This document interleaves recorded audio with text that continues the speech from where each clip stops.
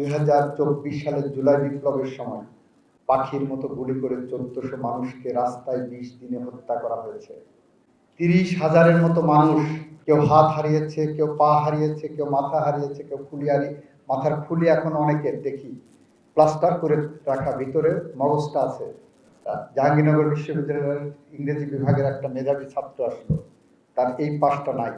এখনো মানুষের মুখোশধারী অনেকের চোখ আছে, আলো আছে, তারা বলে এগুলো কিছু হয়নি। তারা এখনো ফ্যাসিস্ট পুনর্বাসনের জন্য চেষ্টায় আছেন। আমরা বলবো, আমরা যদি অপরাধ করে আমাদের চোখে আঙুল দিয়ে দেখিয়ে দেন। বাংলাদেশে 18 কোটি মানুষ বলা হয়, তাদের ধরেন 99.9%-এর বেশি মানুষের চোখে আলো আছে।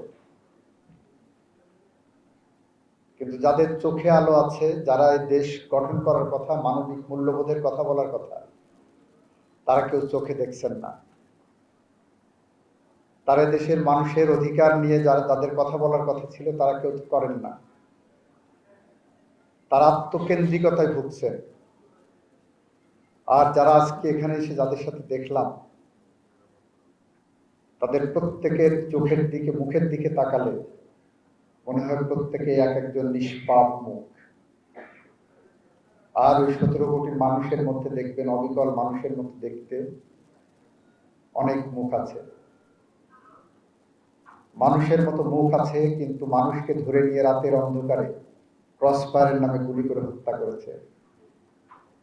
মানুষের মতো মুখ আছে, দেখবেন কারো ভাই, কারো বোন, কারো মা, কারো স্বামী এখনো নিখোঁজ আছে, অথচ তাদের চোখে আলো আছে। আজকে যারা চোখে আলো নিয়ে এই সমাজে বিচরণ করছি আমরা, আমাদের অনেকের মানুষের মতো মুখোশ আছে। সেই মুখোশ নিয়ে আমরা যেভাবে ঘুরে বেড়াচ্ছি, সেখানে আমরা দেখতে পাচ্ছি না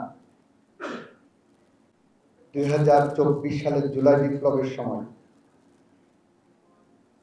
পাখির মতো গুলি করে 1400 মানুষকে রাস্তায় 20 দিনে হত্যা করা হয়েছে। 30,000-এর মতো মানুষ, কেউ হাত হারিয়েছে, কেউ পা হারিয়েছে, কেউ মাথা হারিয়েছে, কেউ মাথার খুলি এখন অনেকের দেখি প্লাস্টার করে রাখা, ভিতরে মগজটা আছে। জাহাঙ্গীরনগর বিশ্ববিদ্যালয়ের ইংরেজি বিভাগের একটা মেধাবী ছাত্র আসলো, তার এই পাশটা নাই।